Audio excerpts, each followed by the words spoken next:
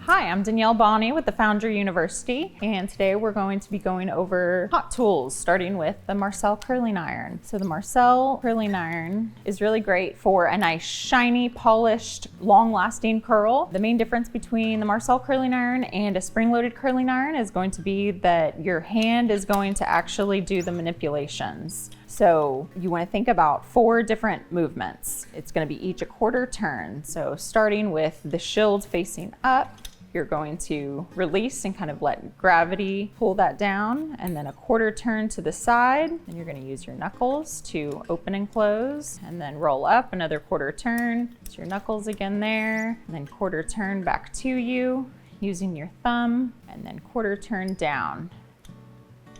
So the Marcel Curling Iron, you want to make sure that it is unlocked so that both your tong that controls the shield can turn, as well as the handle to the curling iron.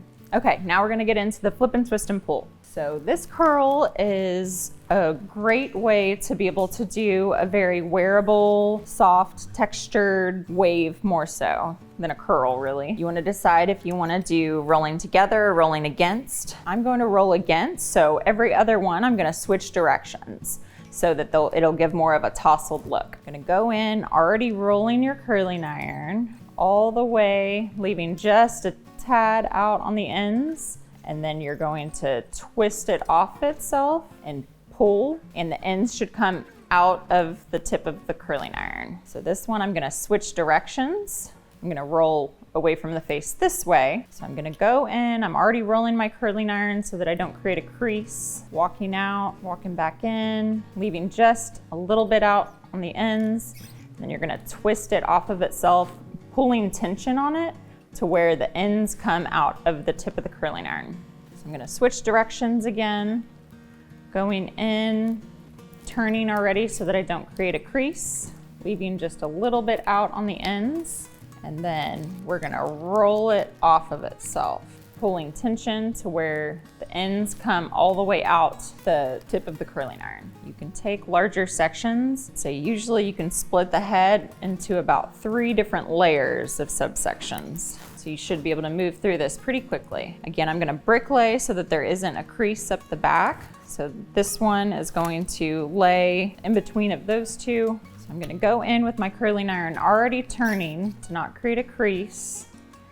I'm gonna walk it out, roll it back in, leave just a tiny bit out of the curling iron, and then twist it off itself, pulling with tension to where it pulls all the way out the tip of the curling iron. Now I'm gonna switch directions and go towards the face on this one. I'm already rolling my curling iron to not create a crease, leaving just a little bit out the ends and twisting off itself, pulling with tension all the way to where the ends are pulled straight. Even when you're switching directions and rolling them against each other, I always like to do the front hairline away from the face. So I did this one away. I want to do this one away from this side. Going in, already rolling the curling iron, leaving just a little bit out on the ends.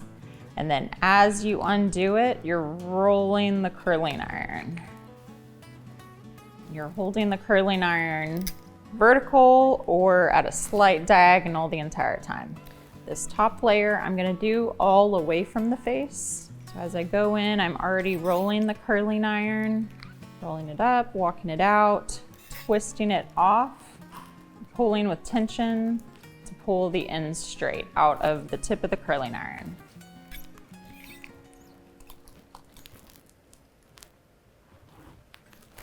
You want to let her completely set before you comb them out. Let them cool. And then I like to just run my fingers through them. It's going to give a really tousled, loose wave. The ends are going to be a little bit straighter. And you can do this on any length of hair. This is a great wave to be able to do even on a bob for a really loose, unstructured curl. Flip and twist and pull. If you have any questions on the flip and twist and pull, leave them in the comments and we'll get back to you. Join us next time on the Foundry University.